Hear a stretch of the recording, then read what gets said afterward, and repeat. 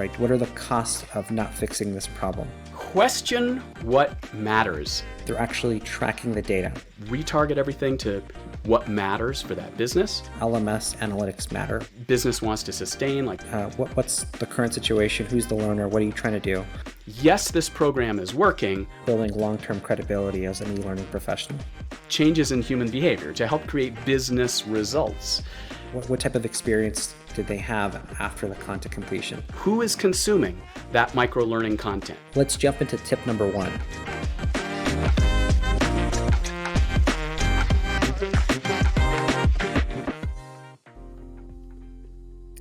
Hey everybody, Erick Prospero here with the MicroLearning Lab. Today we're talking to Sam Rogers, one of the authorities on data analytics with respect to learning. Now, I'm very excited and I'm a little intimidated because when talking to Sam, he is all about creating learning that means something. And the only way to really know that is they're actually tracking the data. But before we jump into the quick tips today, Sam, can you tell us a little more about your experience and your background? Sure. I am not intimidating. Don't worry about that at all. I've been working in learning and development for over 20 years. A lot of that, my bread and butter has been doing learning ecosystem stuff, so learning management system implementations, helping build learning and development functions within companies, guiding the workflow. Also done a lot of instructional design and building stuff and solving problems and project management and all that. So I've done most of the things there are to do within learning and development from a developer perspective and a designer perspective, as well as an implementation and technical kind of perspective, and a leadership perspective as well. Love it. Today we're going to be discussing analytics, hacks, best practices, tips in the context of microlearning, but this generally applies to all of e-learning as well. So let's jump into tip number 1. Yeah, tip number 1, question what matters. So it's true, this is applicable to anything learning. In fact, I don't really draw a division between this is learning and this is e-learning and this is micro-learning, and that's, whichever kind of flavor of the month learning is the buzzy buzzword right now. Questioning what matters is not like a super high level skill. It's just the willingness to ask questions about what are the important parts of what we're doing right now. And when it comes to making assets for learning, we tend to get really focused on like the academic parts of it, the learning and development parts, especially when we talk about analytics. People are generally tempted to try and feel smart or act smart or do stuff with numbers that it's a little beyond what they can do. But really, for the rest of the business, whether this is employee development, kind of internally focused learning, or whether it's, consumer education, customer education, things that are helping increase the utilization of a product or upsell other services within the offering, there's some goal that's a business goal that matters to the business, core business goal. The better we can align what our metrics are with that to tell that story, the better off we're going to be. And oftentimes people haven't really thought this through so well. So it's just fine to ask questions. It's really a good idea to ask questions and make sure before we run off and start measuring things and calculating things that we know what makes a difference to the company, because it's very tempting once you have a large data set of numbers. It's super tempting to say, well, we have all these numbers and we have these results, so this must mean this. But that's like reading tea leaves or, casting of bones or like we will make meaning out of things that we see. We will find patterns that don't necessarily matter, that don't necessarily link up.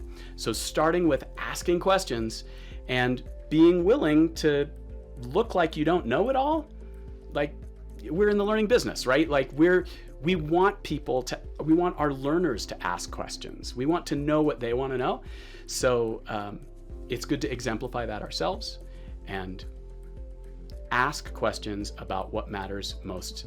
Love it. In that context. I know with our approach, and we started using this with goal planning with a lot of our clients, we typically ask spin questions. I'm not sure if you're familiar with this, but situation. I don't know that term. Oh, okay, No. great. Well, situation questions, right? What's the current situation? Who's the learner? What are you trying to do? This is a very surface level question, right? You should be aware of why you need safety training. Problem questions, right? What's the issue? What's the current situation with the current training? Right? What's the need? Once you're past these, there's a little more of a deeper dive in terms of implication questions, right? And this is usually the cost of not fixing the problem, right? So when it comes to driver safety training, what happens if we still have distracted drivers on the road, right? What are the costs of not fixing this problem?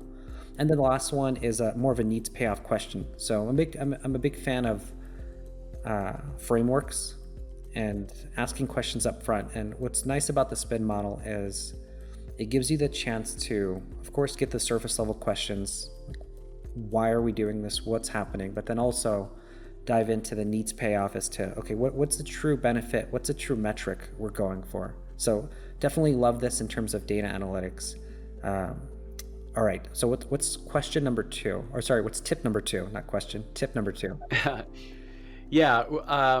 So the next step after you're asking these questions, and I love that spin model, that's great, is to then test assumptions in the cheapest, fastest, and easiest way possible.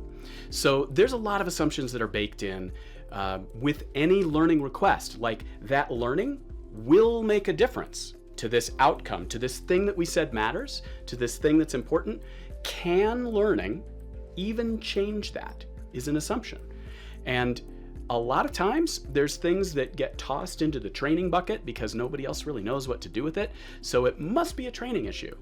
And other times it's that there's just a knee-jerk reaction culturally in the company, like, oh, there's a problem, there must be a training. We can make a course for that. We can make a MicroLearning interaction video for that or whatever. But we need to prove that this target audience learning something will actually affect the metric that we're measuring against, the one that matters to the core business. And a lot of times it's really hard to show that. But if we can't show that, we probably shouldn't make stuff yet. Like, we need to be able to show that learning can affect this outcome before learning is gonna affect the outcome. Like, we won't have anything else to show. If we can't show it in a really fast, cheap, and easy way, why would we build something that's expensive and takes a long time and is hard to do? So that's the second one, is test assumptions. Everything that you can think of in the cheapest, fastest, and easiest way possible. Now, usually what that looks like is just finding a target learner and asking them some questions. Asking them what it is that they know already, testing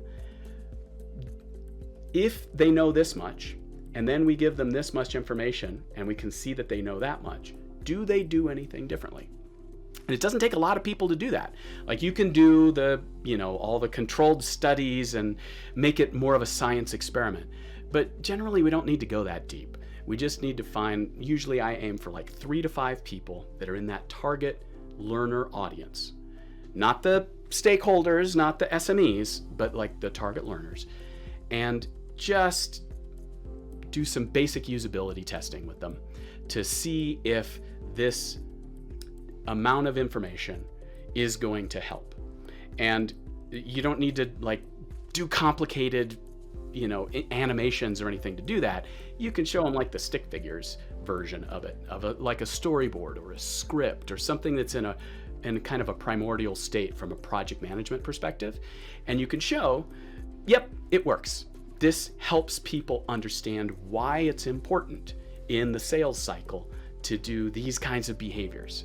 And then they do it, and then they sell more. Like, when we can show that as just a baseline, then we know that we're on the right track and we've justified whatever other expenses there will be.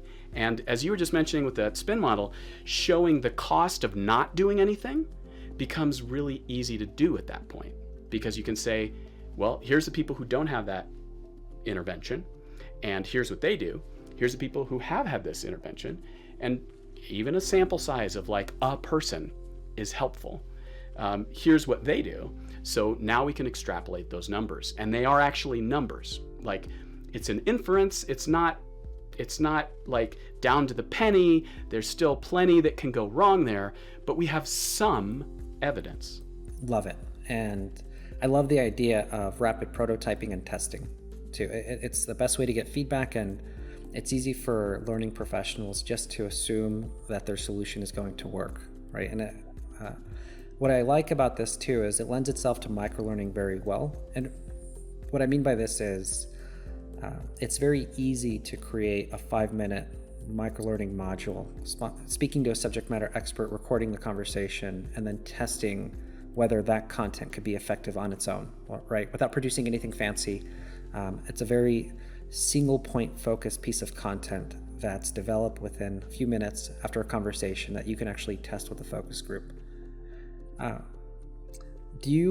With this focus group, I guess you did mention one person is better than nothing, right? So, yep. I guess it depends on the size, right? Because that could vary, and people can get stuck in that analysis phase. But yes, what's your advice there in terms of the ideal amount of testing?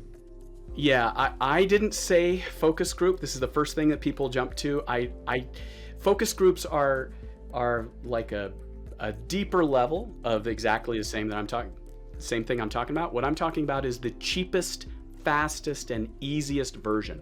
So when you say focus group, people have something in their heads that is of a scale that's bigger than what I'm talking about. And if you're going to scale something out that's like a big marketing campaign, or launch something that's a whole initiative for the whole company, then that level of due diligence is appropriate, and you can learn things from that. What we're doing usually isn't that big, and even if it was that big, before we're justifying that there should be a focus group, getting just a couple people. Usually I'm aiming for 3 to 5, but hey, give me 1 and I'm happier than none. Because what we're basically trying to do is guess better. And people sometimes squirm when I say that, but that's all statistics is. That's all analytics is allowing us to do, is to guess better. And no matter how much data you have about the past, you have no data about the future. And no matter how much data you're going to gather about the past, it will not give you one shred of evidence about the future. You're trying to basically reduce uncertainty about the future and make better guesses, but there's no guarantees about anything. So trying to keep it as cheap and fast and easy as possible is really the thing that I go by.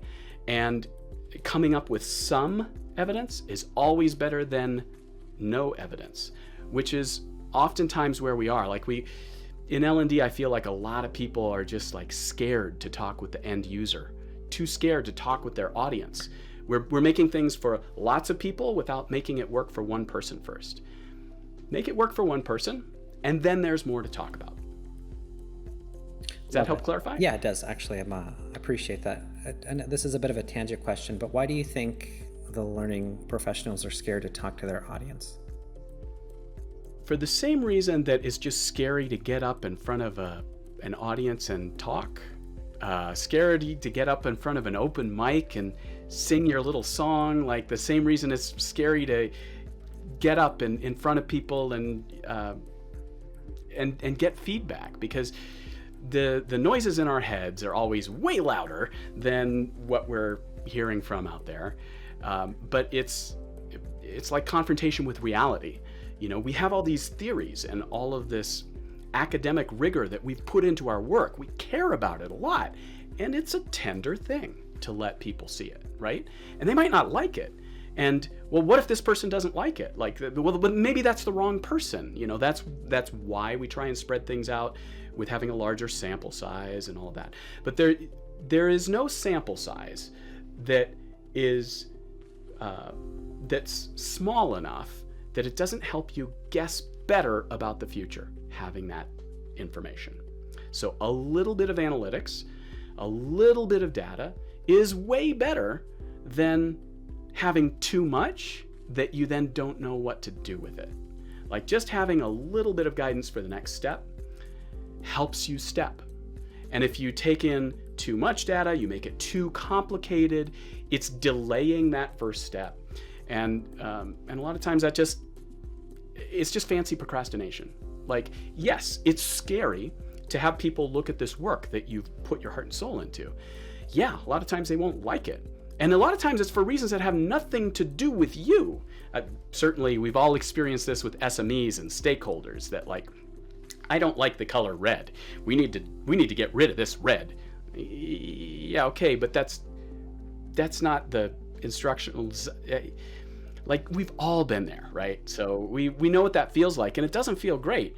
But the sooner we can do that, the sooner we're encountering reality, the sooner we can learn how to make it more effective, how to retarget everything to what matters for that business, and really keep everything in focus. Love it. No, I'm excited about this feedback. All right, let's jump into tip number 3. Yeah, that was kind of sprawling into tip number 3, but it's a different way of phrasing it, which is count only what counts. Now, in truth, I don't think I've done a project yet where I was able to do this as literally or exclusively as I'm saying it as a tip. But it's a great thing to strive for, which is counting only what counts means not getting distracted by all of the other metrics and things that are being collected, trying to reduce even any collection of stuff that's not what we're doing right now. And the reason for that is if you gather data, people will ask questions about it at some point. And if you're gathering a bunch of data thinking, well, we'll make sense of it later, we might as well just capture everything now and we'll sort it out later. What you're doing is just postponing the real work, which is deciding what it is that we're going to do. So I look at it from the point of view of informing decisions. And a lot of times those decisions aren't our decisions in the learning profession. They're other stakeholder decisions for the larger project, or, sponsors and stakeholders and stuff like that. We're informing their decisions. So when we count only the parts that count towards their decision, then we're basically setting it up for success for them. We maybe aren't learning everything that we would possibly want to know, but it keeps us from spinning out into all the things we totally want to geek out on because we want to know everything and we want to make it perfect and we want to do all this stuff with data. But it's like, I've been on so many projects where people just ask like for a little more than they can actually sustain, and they get overwhelmed, or they overwhelm the SMEs, which isn't real hard to do. Like those people are totally into their field and their rich body of work, like they're focused on this thing, and just being involved in the learning part at all is like maybe a little much. So when we inform this with a big wallop of data, we're working against ourselves. And so restraining that desire to capture all the things and just focusing on, back to that tip number 1, the parts that matter, questioning what matters. Now that we know what matters, what counts against that? Okay, this is the metric we're going to use. We're not going to question whether this inference is a solid inference to make right now. We're going to do that in the earlier process. And then we test it against users. And now we've tested our assumptions. Okay, this is the direction we're going. And that's great to review it, maybe once a month, once a quarter, once a year, whatever it is that the business wants to sustain. Like, it's good to check in on that stuff again, but we don't need to do it all the time. And when we gather too much data as a habit, we make problems. We're not making solutions. Love it. And I know in the context of capturing what matters, how much of this is done on platform versus off platform?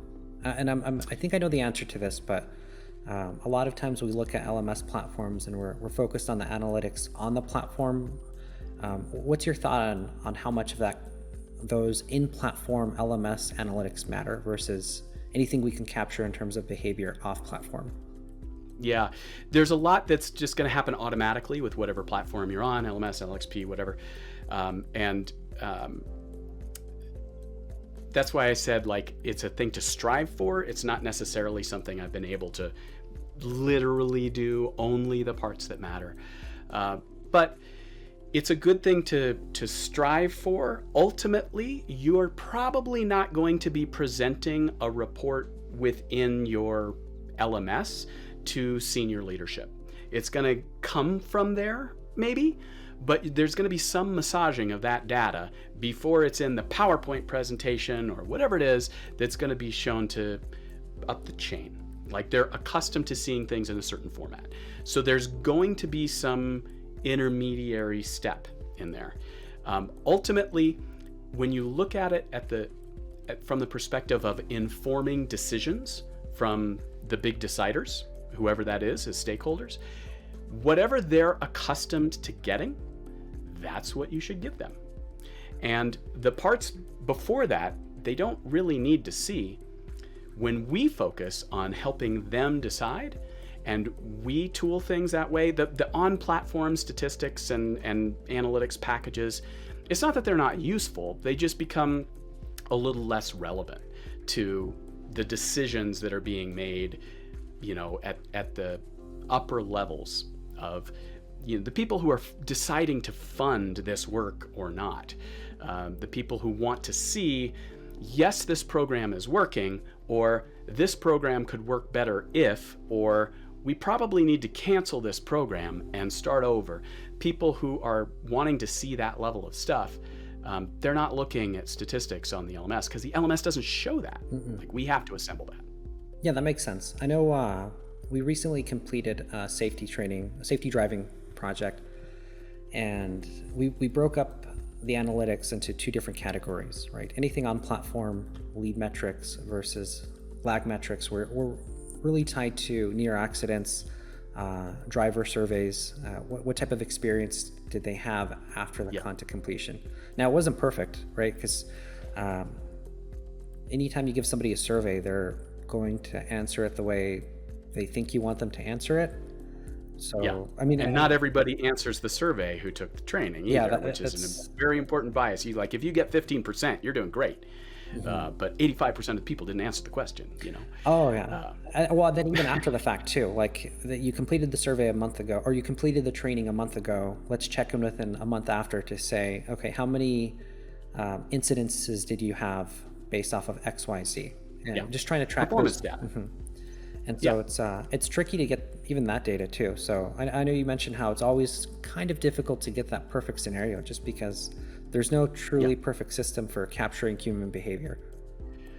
Well, there's that. I mean, we can kind of assemble our approximations again to guess better. It doesn't need to uphold scientific scrutiny. We're not writing peer-reviewed papers that are going to be submitted to scientific journals.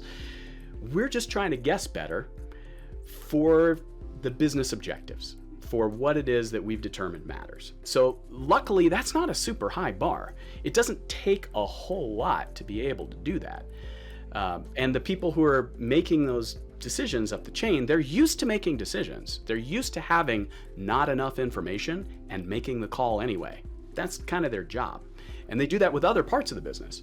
So when we get caught up in like trying to make it academically sound, we kind of lose the reason that we're there anyway, which is to help create changes in human behavior, to help create business results.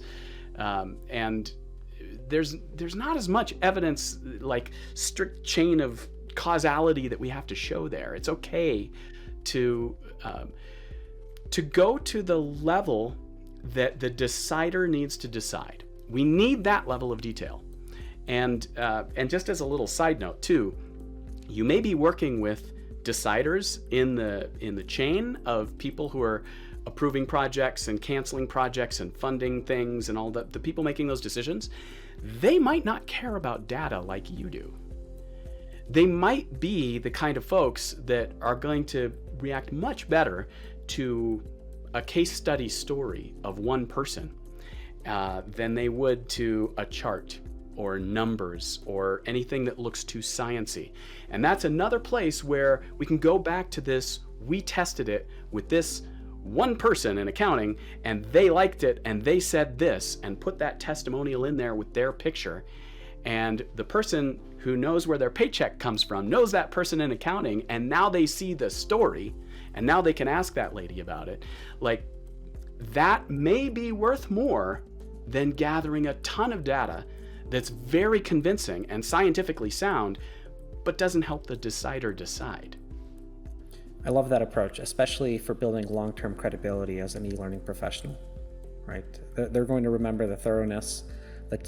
And to be honest, I like the focus on getting just the right amount of data, because a lot of times we tend to care about that way more than they do. And it's funny because spot on. It's their job to make decisions without having the perfect set of information. Love it. Yep. So we don't need it either, because what we're trying to do is give them information that helps them decide. We don't get to decide a lot of those important questions. We just help inform those choices. Awesome. All right. Tip number 4. Regular usability tests and user conversations. So this is something that in previous roles I've just done like on a weekly basis, or charted things in on a calendar. Every Friday I'm going to talk with one person in one part of the company who has some feedback about what we're doing, like just in general. Again, this is that idea of being in contact with reality, learning the things that are most important to our target learners. Again, this is not the stakeholder conversations, it's not the SME conversations. This is the people that we're making stuff for. Who is consuming that micro-learning content? Those people. And if that's customers, it can be sometimes a little tricky to get the approvals to talk to external customers. Often that's a lot easier with internal employees, but you can get it if you ask for it and if you have a plan around it. Just making it a regular thing that I'm going to talk to one person a week that's going to inform the choices that I'm making as a designer, that I'm making when I'm gathering data. It's just invaluable, because the data, the numbers part, is definitely important. And those stories are also important. So having some mechanism to just regularly capture it and be able to include it in a presentation deck alongside all the numbers and stuff like that, having that way of listening, first off, it really helps those people who we're making stuff for know that we're listening. We're not just making stuff and hoping it sticks. We're making things for people. And even if we don't change a damn thing, if we are listening, those people who we're listening to have a tendency to complain a bit at first, but as we listen, become advocates for what we're doing. So oftentimes strategically, I'll pick people in parts of the organization that don't have, like for a compliance course, that don't have good numbers. I want to look for the places where this department just is not up to the level of everybody else. I want to go listen to those people. There's a reason why they're not doing this, why their compliance numbers are low. I don't know what it is, but I'm going to schedule a half an hour a week just because it's Tuesday or whatever. I'm going to find somebody and I'm going to just listen to them and talk to them. And that always helps inform what it is that I'm doing, not just as a designer in the outputs that I'm making, but how I'm communicating to, say, marketing emails that are going to go out internally to the company. Hey, it's compliance time. You have to take this. I want to use the language that audience is using, not the language that HR signed off on. Yeah, okay, I have to get HR sign off. But, rather than calling this a learning objective, can we just call it a goal for this marketing email? Yeah, we're going to call it learning objectives. But, here, for this communication, it needs to make sense to people and not make them feel stupid just by reading it. Make it real plain language. Make it something that they don't know. Make it something that's relevant to the problems that they are solving every day. And it works wonders. And you can grow advocacy and alliance within the audience that you're serving by doing this. And I said, kind of skipped over the usability tests part, but doing usability testing on how people get to that content as just a regular thing, not because we need it, but just because it's the 15th of the month, and that's what we do. like really regular things where we encounter that pain of watching someone click on the wrong thing and need to reset their password and go through the password reset process, and like seeing what's real. How do real people for real interact to even get to our learning interventions? Oftentimes there's a lot that we can shave off there from a usability perspective. And working with the platforms that we're delivering out on, is this push, is this pull, do they have to, can we eliminate the login altogether? Like all that kind of stuff. What can we automate? What can we make instant? All those kinds of things really go an amazingly long way towards helping people consume that content so that they can learn from it. Because if they're encountering too much resistance right at the beginning of just trying to get to the dang thing, some amount of people, and it's a scary amount of people, just don't. And they will avoid it as long as they can. And then they'll just go and click to the end. And they'll just keep doing that. Like watching people do that is a painful process, but it's a really important process because we want more people to go through to the end so that they can learn something. Like the amount of learning that you get from the most awesome micro-learning engagement content that you've ever created, if nobody clicks on it, nobody learns from it. And if 2 people click on it, that's great. They maybe can learn from it. But there's another 200 people who are supposed to click on it that didn't. How do we decrease that friction? We have to do usability testing. We have to talk to people. It's not always comfortable, but it's always useful. And you can really build relationships that way with the target audience, whoever they may be. I love the approach of routine, consistent testing. Now, how do you create notes on this and not take action right away? So that's one of the fears hopefully I have. You do take action. Okay, so the idea is, okay, great, because I wasn't sure. I mean, it almost feels, that's a lot of data, right? You're speaking to a lot of different people over time. I guess the idea is to be evolving the course on a regular basis then, right? Or This is way more useful than surveys that you send out en masse to an aggregate of a bunch of people and then see of those, this many people return the survey, and now we need to parse through all these results. The beauty of what I'm talking about is it is small and simple. And it itches under your skin. Like when you watch someone do their password reset for the 3rd time, you're like, oh my, I can't take it anymore. But so you want to do something about it, right? It changes the priority in the queue of what we're working on. Rather than making more engaging content, we need to focus on making the process better for people, then engaging the content again. Like, and this is strategic stuff that you can, work on with your team. Hopefully you're more than just a team of one. It can be overwhelming if you're trying to do all this at once as one person. But when you break it down and just make it a routine per week, the stories that stick with you are the stories that stick with you. And you're going to know they're there, and they're going to wind up coming into the strategy, coming into the discussion. And when you're prioritizing, if you're, running a sprint model of how you're working stuff or quarterly goals or whatever, these things are going to work their way in because they're going to itch. You're going to want to scratch it somehow. And it doesn't need to be managed as a massive data set. It can just be, I talked to this person, here's what they said, I think we should fix it. What do you think? Okay, let's go. Smallest, cheapest, update the description, easiest, simplest way to do it. Yeah, that makes sense. As easy as updating a description, right? It's missing a piece of information that's confusing people. This isn't a strategic course update, changing content or objectives. It's, hey, look, we're missing a link here. We should attach. That's a fantastic example. So a lot of times, simply changing the thing that people click on to have a better thumbnail and description makes all the difference in the world. Like we know this from watching YouTube or, anything that we're clicking on with a content catalog, like the thumbnail, the title, the description, these things matter a lot and you can find a lot about it, but we don't really talk about that much in learning and development. It makes a huge difference. If you show a picture of the thing that people are expecting to see, if you show a description that lets people know this is for them, then they know what they're getting when they get into it. Like you're setting expectations and then meeting their expectations. If you set expectations here and then you're meeting expectations over here, you're gonna lose people. No matter how awesome that content is, it could be the best engagement in the world, but you've got the wrong wrapper on it.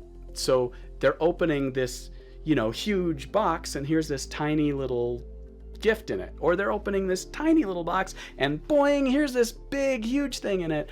Like it's not meeting their expectations. It's not bad, it's just packaged wrong. So just packaging some of our stuff differently, you'll see that in usability tests. And a usability test would be like, go take your customer security information training for this year. Go. And you shut up and you just watch them do that. You will learn so much about how they find it, what they do when they go through it. It's hard to keep shutting up, but like people will want to ask for approval or ask for guidance, or they feel like they're being tested. But just be clear, you're not testing them, you're testing the content, and you're helping to make the content better, and you want their feedback. And you can answer direct questions, but don't tell them what to do. If it fails, it fails. And that's relevant to know. We have our April testing, the user couldn't even get to their customer information security training. I don't know how many people it affects in the company, but I know it's some. Let's fix it. Love it. All right, let's jump into tip number 5. Yes. Wrapping it all up, create data stories with core business alignment. So back at the beginning, we were asking, okay, what matters? Like what matters to the business? What are the core things that we're going to focus on that make a difference to the business, like in the business's language? So again, this varies a lot with, is this an internal audience or an external audience, or like, what are we making these learning pieces, these assets, these MicroLearning engagements, whatever you want to call them, these learning objects, what are we making them to do? Okay, here we're doing that, great. Now it's time to communicate back how they did. And we want to tell stories that align with the core business, not that are in learning speak. Because when we do that, it's tempting to try and look smart again in something like this. We want to speak in the language of the people we're talking to that makes it less cognitive load for them to understand what we're talking about. We want to make sense real quick in their language. So when we gather data, we're doing that with learning metrics and stuff. We want to match it up against performance data, like you were talking about before, or sentiment analysis from a survey or whatever it is. But we're going to tell a story that's a business use case, something that makes a difference to the business, to things that they're already measuring, not things that we have to tell them are important, but things that they know are important, and their annual review is measuring them against those numbers. That's the data storytelling that's going to be the most useful for the business. And that's what's going to help us deliver value. Because remember, no matter what we're doing, there's like a business compact here. It's going to cost less money to pay us to do this stuff than it will cost the business to not have us do it, right? We need to produce more value than we consume.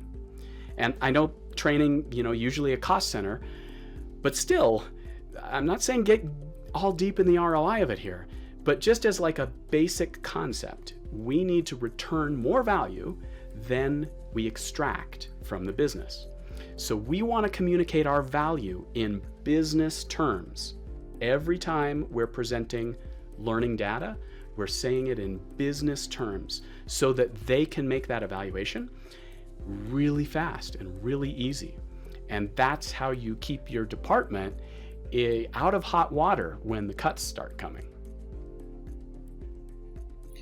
That's more important than ever this time of year, right? Especially with the layoffs going on. And to be honest with you, this podcast is probably a better it feels like it's a little more focused on adding value or showing value that the learning department provides, which is strictly through data that matters.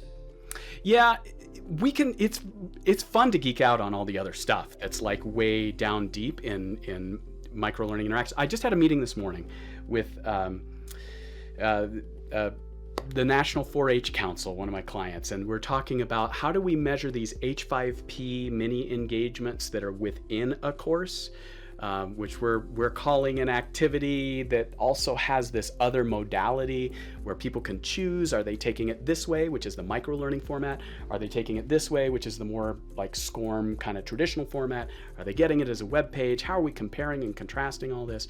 And it's really tempting to get way down in the weeds of how these things need to interact, which are comparable to each other, which are different, which are exhibiting these parts of the rubric, which are those parts. How is the learning objective different because we test this over here and we test this over there? And I'm not saying that's not important. I'm saying it's not as important as the baseline return value. Like, what is it that the business is measuring? And in that case, we're working with millions of kids. Like that, one of the reasons I love doing that work. It's not too often in the L&D profession where I get to say this is going to impact millions of people. Often it's like thousands, tens of thousands, maybe 100,000. But like to do things at that scale, talk about data, like there's a ton of it. Let's stay focused on the parts that really matter to the organization, the things they were counting before they had an L&D function, the things that they'll be counting, for forever. Like they do shift over time, but there's a certain kind of like business value that the business talks to itself. This last tip, learn that language and tell stories with your learning data translated to that language. Love it. I mean, those are tied to essentially the implication costs of not solving the problem. Yep. And then lastly, the needs payoff, right? What is the benefit of this solution in this story? So I definitely love this approach, Sam. I know we're right at the end of our time here. Typically, we like to ask some of the best ways people can reach out to you, or if there's anything exciting that you want people to be aware of. Sure. Let's hear it. Well, you can find me on LinkedIn. I'm around. I post pretty frequently, usually a couple times a week. SnapSynapse.com is the name of my company. SNAP, like snap your fingers. Synapse, SYNAPSE, like the parts of your brain that are firing, hopefully, with this podcast. And one thing that's really exciting that I just got a demo of yesterday in the microlearning world is an exclusively push-based AI-generated technology of Arist that is really worth looking into. It doesn't solve all the problems of L&D, but it solves some very specific problems really well. So if anybody's not hip to that, just as a model, it's worth looking into. I haven't worked with the product yet. I just met with the CEO yesterday to get the demo and stuff, but it's really interesting how they're approaching microlearning specifically, and I'm sure you'd find some inspiration from the work that they're doing. Love it. I'll reach out to you for the link so we can include them in the description for your site as well as this new potential option. Sam, love this conversation. It's always a pleasure. Thanks again. Thank you. Curious about building your own microlearning like this? We've got your back. Click the video cards for step-by-step videos. Subscribe for weekly tips, and check the description for a curated list of resources to kickstart your journey.